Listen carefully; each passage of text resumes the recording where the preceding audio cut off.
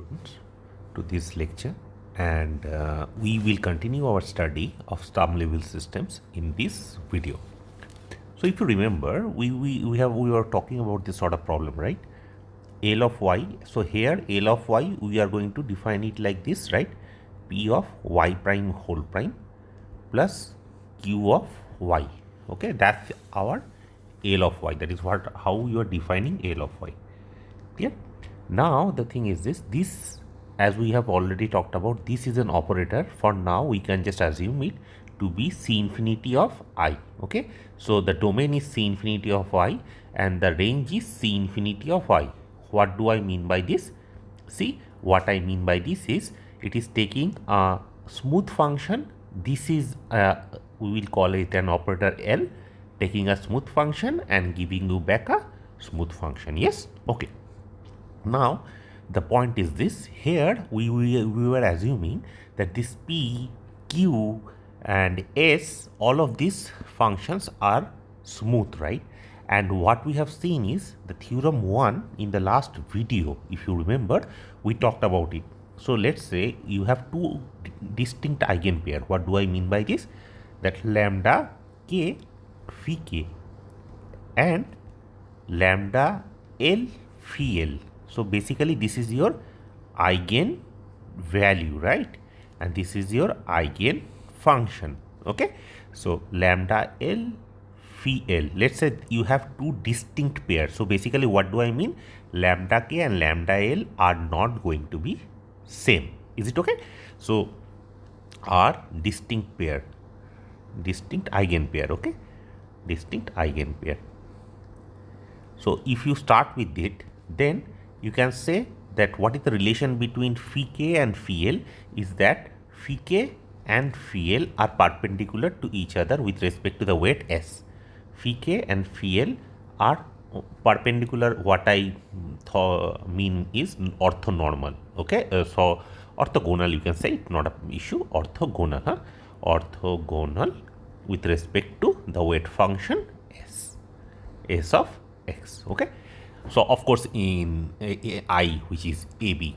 Okay, now we are going to explore more such relation.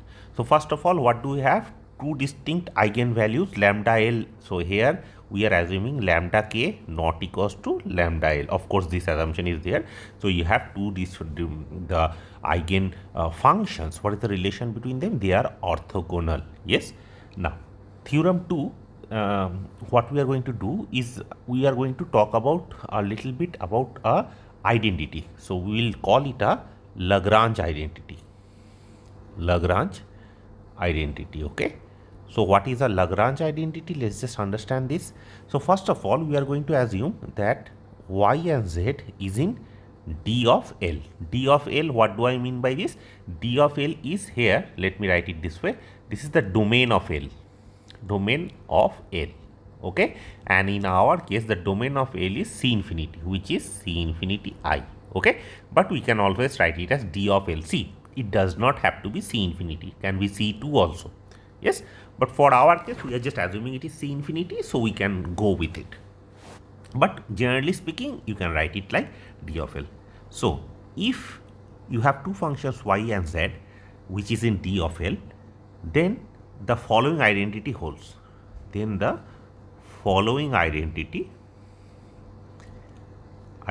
holds. Identity holds. Okay, and what do I mean by this? Let's just understand this. It means that y, L of z.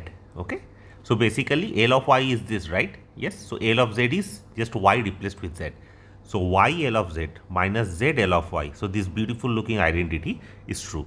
What does it say? It says that it will give you p y z prime. Where is p coming from? P is this leading coefficient p, right? P y z prime minus z y prime. Okay, this term and the derivative of this whole thing. Yes, see, p y z, all of these are very smooth functions, right? So all of these, the derivative exists, so we do not have to worry about all that.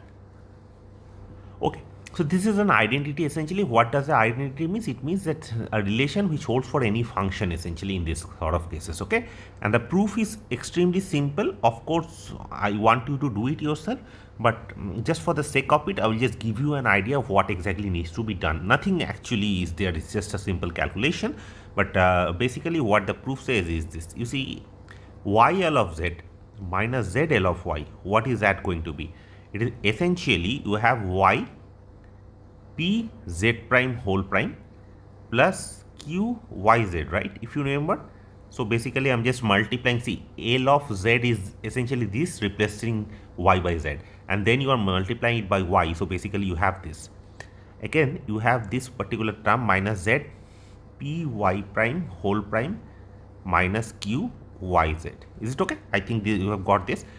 And now of course it is very easy to check. See, these two terms are getting cancelled out, right? And this term y, this is the first term and the third term, you can actually check this thing. Yes, I'm not going to do this for you. I need you to check this. This is this minus z y prime and the derivative of that. Okay, very easy to check. So please do this part. Check. See, essentially what will happen is there will be an term which is going to get cancelled out. So essentially you will have this identity. Very simple identity. It's called a Lagrange identity. We are going to use it in a lot of different ways or places. Okay, right. So that's your theorem 2. Very simple.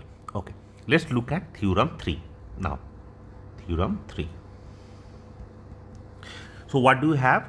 See, it says that the operator L, right, the Sturm-Liouville operator, so this operator, as I have already explained to you, this is called a Sturm-Liouville operator. Okay, Liouville operator.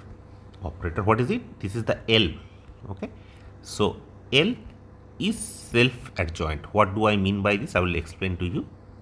Self-adjoint, you already know what self-adjoint matrices are, right? So similar sort of idea. See, L here is this. Yes, see, L, okay, L is this, right? L of Y is P Y prime whole prime plus Q Y. Yes, so maybe I can remove this, otherwise you will get confused. Let me do it this way. Yeah, so that's your L of Y. Yeah, so this operator L, which is from C infinity I to C infinity I, that is self-adjoint. What do I mean by this? What I mean is this, that is L of Y acting at Z, okay, the inner product of it. Again, we already talked about inner product here, but this is a different sort of inner product. This is an inner product in L2. I will explain to you what I mean by this. This is nothing but the inner product of Y acting at L of Z. Okay, and this holds for all yz in D of L. In our case, D of L is C infinity. Okay, but it can be C2 also. It's not an issue. Okay, so in our case, this is the C infinity. Okay, now what is this inner product? And the inner product, let me define it. The inner product of f and g in this case, yes, this is a little different. This is defined as integral a to b f of x g of x dx. Okay, so initially the inner product, if you remember, we were talking about inner product while talking about the orthogonality, and then we defined it with respect to some weight. Here the weight is going to be 1 essentially. Yes, so that's basically your self-adjoint. It means that Ly acting at z is nothing but y acting at Lz. Is it okay? Right. Oh, 1 second. I'm sorry. This is f acting at g bar, f times g bar dx. So if g is real valued, so it is basically a to b f of x g of x bar dx. Is it okay? Okay. Proof. Let's look at it. Sorry. If it is real valued, there is no bar, so it is f times g. So now let's look at the proof. So first of all, you do have to check this. Yes, this is very simple thing to check, that L of z, okay, the bar of that, yes, is nothing but L of z bar. Yeah, this is true. Why? Because P, Q and S are real valued in our case. Real valued. Okay, so this particular thing is of course true. Yes, so please, you have to check it. This is just one line thing, very simple to check. Okay, now if that is true, let's understand what happens. see Ly acting at z, again this is very simple, okay, the inner product of it, minus y acting at Lz, the inner product of those two. What is it going to be? This is nothing but a to b z bar L of y minus y L of z bar with respect to dx. Is it okay? Now this, now if you remember this particular thing, you see from Abel's from Lagrange identity, YLZ minus ZLY is P YZ bar minus ZY bar whole prime, right? So we are going to use that part here. So the integral and the derivative part is going to be getting cancelled out, and the only thing which remains is this P of Z bar Y prime minus Y Z bar prime evaluated at the point A to B. I hope this is clear. Okay, this is what we are going to left out with. Why? Because there is this derivative, you see this derivative part is there, this derivative. So the integral and the derivative is getting cancelled out, so it becomes just this function evaluated at the point A to B. Okay, now you see, since this the operator P, this is our initial assumption. If you remember, we assumed that this P, yeah, see P is generally positive. Yeah, we can, without any loss of generality, we can assume it. Okay, so P is generally positive. Okay, so let's say that since P of A is positive, then A1, see, it satisfies the regular Sturm-Liouville boundary condition, right? So these two condition, this two condition is satisfied, right? So since this two condition is satisfied, what do we have? Y and Z will satisfy that condition. So we have A1 times Y of A plus A2 times Y prime of A is going to be 0, and similarly A1 times Z bar of A. Okay, I think I should write it like yes, mine plus A2 times 1 second, yes, Z bar prime of A, this is going to be 0. That's just a boundary condition. See, Y and Z bar, for Y and Z bar we are just writing it like this. That's the only thing. Okay, right. Now the thing is this, see these two equation, yes, these two equation, this is the set of equation, right, system of equation, and we have this condition A1 square plus A2 square is non-zero, right? So that will give me that the coefficient matrix, whatever it is coming, yes, that is going to be 0, right? So therefore Z bar acting at A, Y prime acting at A, minus Y acting at A, Z bar prime acting at A is going to be 0. Yes, see, since this system has a non-trivial solution, so the coefficient matrix has to be 0, right? So coefficient matrix has to be singular, right? That's just your system of equation, linear system of equation theory, right? Okay, now so this is true. Now if this is true, this actually implies that L is self-adjoint. Yeah, if you see, this is what we need. If this is 0, then this particular thing, if you look at this particular thing, this actually is, if you write it like this, see, this is P of B, Z bar acting at B, Y prime acting at B, minus Y acting at B, Z bar prime acting at B. Is it okay? Yeah. So this minus again P of A, same thing with replaced by A, Z bar acting at A, Y prime acting at A, minus Y acting at A, z bar prime acting at A. Is it okay? Now you see this particular thing is 0. So this whole thing is going to be 0. And similarly, since I did it for A, but the same thing also works for B also. So this is also going to be 0. So again, that will give me that this whole thing is 0 and hence L is a self-adjoint operator. I hope this is very, very clear now. Okay. So what did we learn? Let's just recall once that for this operator L of y is p y prime plus q y. P is positive, and we are assuming that L is a function operator from L infinity to L infinity. First of all, we have looked at this Lagrange identity, that this sort of identity holds, and with the help of Lagrange identity, we showed that the Sturm-Liouville operator is going to be self-adjoint. Is it okay? Now what we are going to do is use this self-adjointness to show a very, very important property. So this is theorem, once again, theorem 4. What do we know about theorem 4? From theorem 4, what we can say is this: all the eigenvalues of a, I will write it like this, regular Sturm-Liouville boundary value problem.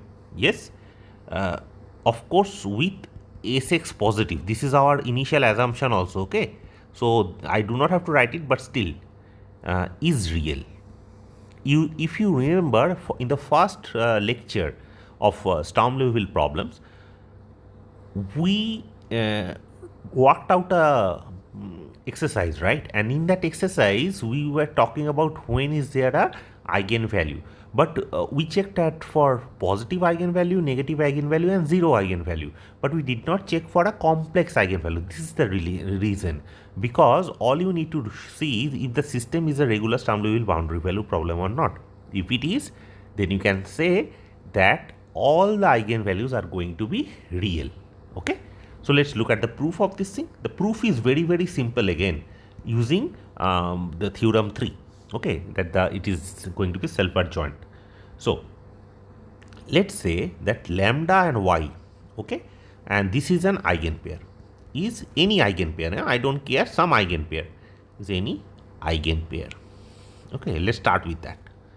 Yes, and what do I mean by this? That is L of y plus lambda sy is going to be 0. Of course, y is non-zero. Why non-zero? Because this is an eigenfunction, remember? So then, if this is the case, you see, L is a self-adjoint operator. So, for any yz, this particular thing is true. You see, Ly acting at z is y acting at Lz. So, this is always true, right? So, I can replace z with L and still the same equation holds, okay, the same thing. So, essentially replacing that, it becomes 0 equals to Ly acting at y minus, one second, let me put it this way, otherwise you may get confused. Ly acting at y minus y acting at Ly. Okay, see, here in this this thing, it is self-adjoint, right? So for any yz in the domain of L, this identity, this particular thing is true, that Ly acting at z is y acting at Lz.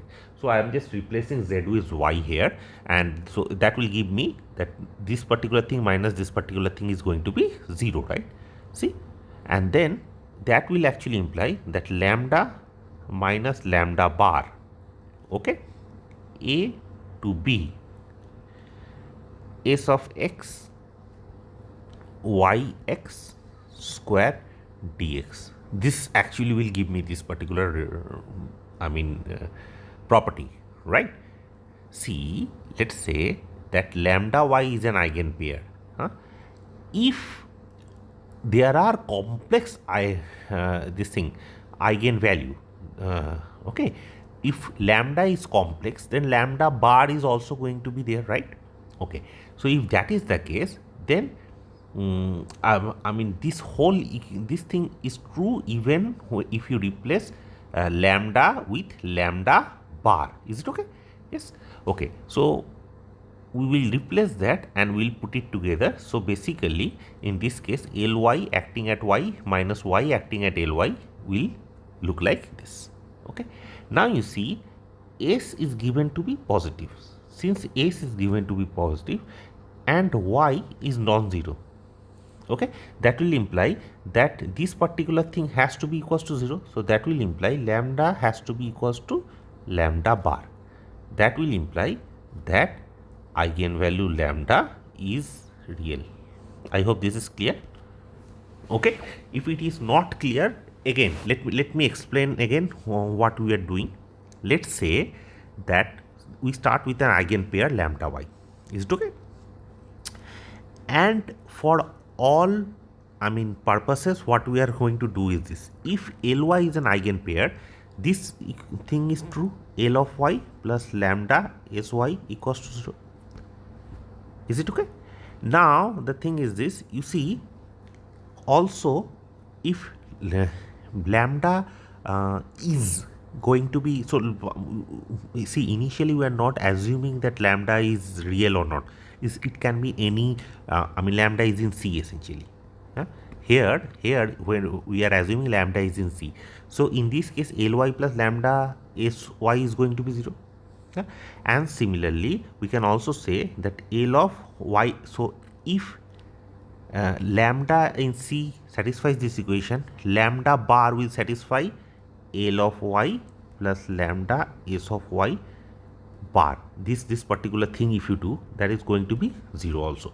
So this will give you L of y bar plus lambda bar sy bar is going to be 0. This is what you are going to get, right? If you understand it properly, taking the complex conjugate, that is. Yeah. Now if you do that, then of course you can check that oh, one second, I made a small mistake here. I should write it as L of y bar minus y bar L of y. Yeah, I hope this is correct now. Yeah, this is fine. Yes, now it is okay. Fine. So once I do this, now you see, if you multiply this thing by y bar and multiply this thing with y, then you see y bar L of y plus lambda S y bar, which is mod y square. This is going to be 0. And again y L of y bar plus lambda bar S of mod y square is going to be 0. Now you just take the difference, it is going to be this, and since S is positive and y non-zero, lambda has to be equals to lambda bar. I hope this is clear now. Okay, fine. Maybe I will leave it here, yeah, for your understanding. Let us just leave it here. Okay. So what did we learn? That the regular Sturm Liouville boundary value problems, if you are looking at just the eigenvalues, they are going to be real. Is it okay? Maybe I can do it in the next. Okay, maybe I will do it here. The next theorem, sorry, is this. So let's say that phi1 and phi2, two eigen functions, are any two solutions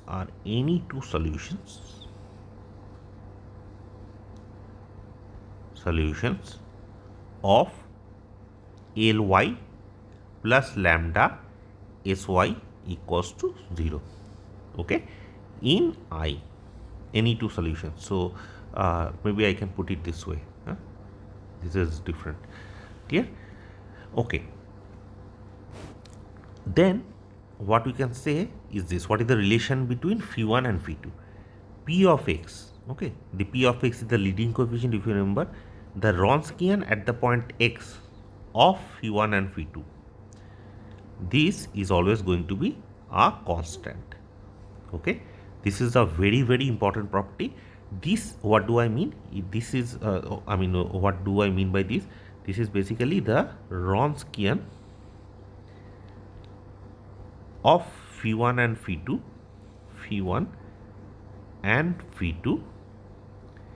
at the point x. Is it okay?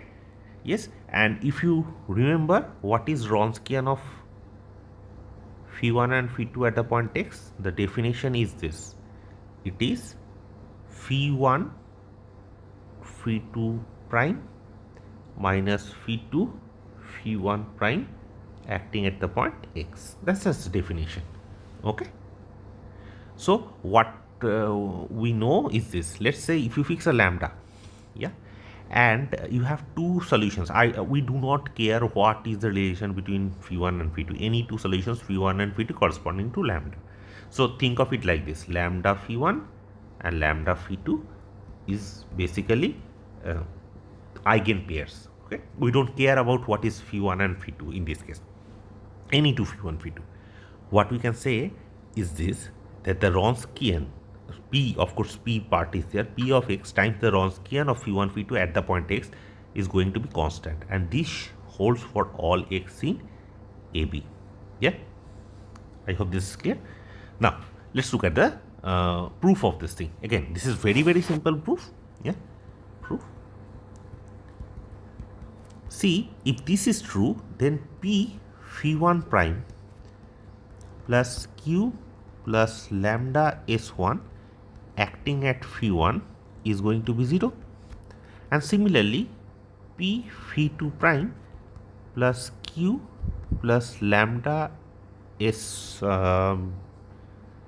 maybe I can write it as, sorry, yeah, there is a simple mistake here, s acting at phi2, this is going to be 0. So this is times phi2, this is times phi1 I will do. Okay, so both this relation the first relation I will multiply it by phi2, the second relation I will multiply it by phi1.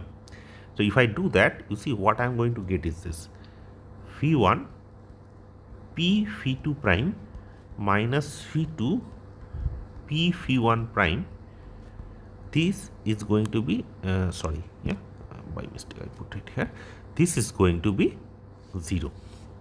Is it okay? See, this q plus lambda s phi1 phi2 is getting cancelled out. So essentially we are only left out with this, and we have already known that this particular thing we can write it like this: p times phi1 phi2 prime minus phi2 phi1 prime, okay, acting at the point x is 0. So this holds, sorry, one second, let me do it this way. So this particular relation, if you remember, we can write it like this, right? P phi1 phi2 prime minus phi2 phi1 prime, okay, the derivative of it is going to be 0.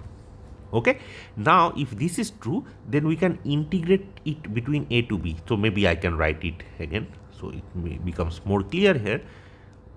This particular relation, when integrating between x and a,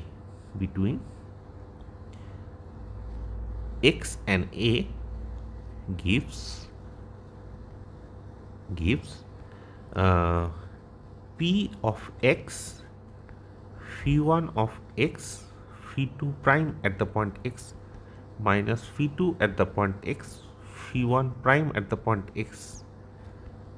This is equals to p at the point a phi1 at the point a phi2 prime at the point a minus phi2 at the point a phi1 prime at the point a. This is what we are going to get. Now see that this particular thing, phi1 at the point a phi2 prime at the point a minus phi2 at the point a phi1 prime at the point a, this one second,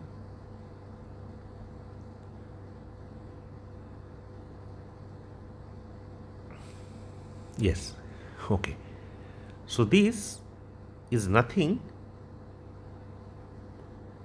you see this particular thing, this I mean term depends only at, of course it depends on phi1 phi2, but all of that is fixed and p is fixed. So this particular term depends only on a, so depends only on a. Okay, so this is basically nothing but a constant. Okay, and so if this is constant, it means that this particular relation is constant, which is independent of x. So basically it means that p of x, and if you understand, this is nothing but it is the Wronskian of phi1 phi2 at the point x, phi1 phi2, this is nothing but constant. Okay, so px times the Wronskian at the of phi1 phi2 at the point x is definitely going to be constant, and this particular thing relation is called the Abel's formula. Abel's formula. I hope this is clear. And see, this relation does not depend on x, so this holds for all x. Yeah, so this holds for all x in AB. Okay, right. So with this we come to the last theorem of this particular lecture, which is theorem 6. I hope this is theorem 6. Theorem 6. Okay. So what it says is very, very simple. It says that an eigenfunction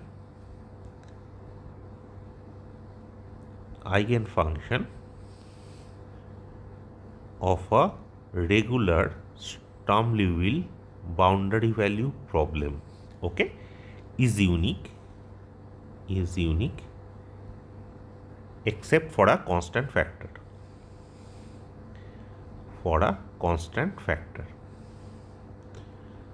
Okay, factor. So what do I mean? I mean that if you have eigenfunction lambda and okay, maybe I can write it here, that is if lambda phi1, okay, and lambda phi2, so basically one lambda is there, and corresponding to that one lambda you have phi1 and phi2, okay, two different eigenfunctions, okay, are any pair of eigenfunctions.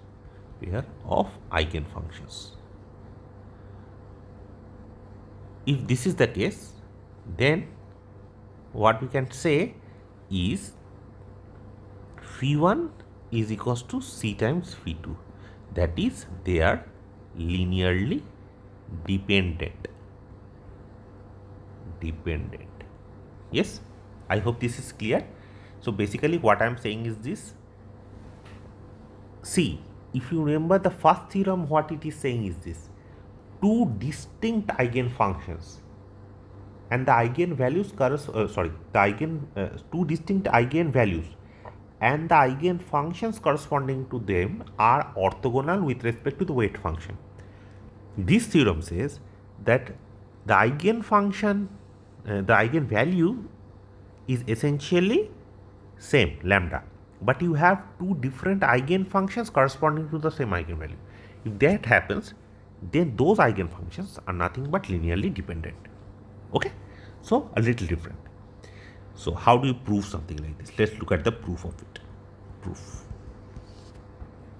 So let's say that lambda and phi I be any pair of eigenpair, okay, for I equals to 1 and 2. So basically for I equals to 1, this is an eigenpair, and then I equals to 2 also there is an eigenpair. Okay, now you see, by the previous, you remember Abel's formula, we just looked at it. Abel's formula, so formula, what does it say? It says, you see, the Wronskian thing, yes, px times the Wronskian. See, this is also a lambda is same, you see, lambda is same. Okay, so from Abel's formula, what do we have is px times the Wronskian of phi1 phi2 acting at the point x is going to be constant. Okay, now you see, if this is the case, now let's look at it. See, phi1, since phi1 and phi2 are two solutions, right? Phi1 and phi2 are two solutions, so basically they will satisfy the of 1 plus 2. Okay, so phi1 and phi2 will satisfy the boundary conditions, so that will give me a1 times phi at the point A plus a2 times phi1 prime at the point A. This is going to be 0, and similarly a1 times phi2 at the point A plus a2 times phi2 prime at the point A. This is going to be 0, Yes. Now again, since both A1 and A2 cannot be simultaneously 0, together they can't be 0. So what does that gives me? That the coefficient matrix is going to be 0, right? So it means that the Wronskian at of phi1 phi2 at the point A, phi1 phi2 at the point A is definitely going to be 0. This system has a non-trivial solution, implies that the coefficient matrix has to be singular. Yes. Okay. Now, if the Wronskian at the point some point A is 0, it means that will imply that the Wronskian at every point is going to be 0 of y1, y2 is going to be 0. Yes. Why is it true? By Abel's formula. You see, Abel's formula says that this is constant for all x in AB. Clear? Now at the point A, if this is 0, then at any point this is going to be 0. Yeah. So if at the point A is 0, it means that for any point it is going to be 0 since P is always positive. Yeah. Since P is always positive. Is it okay? So if the Wronskian is 0, we know from our ODE theory that therefore that will imply that phi1 and phi2 are linearly dependent. Okay, what do I mean by this? I mean that is phi1 equals to c times phi2.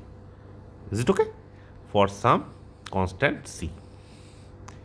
So essentially, for same eigenvalue lambda, two distinct eigenfunctions phi1 and phi2, they has to be they differ only by a constant, for some constant c. Is it okay?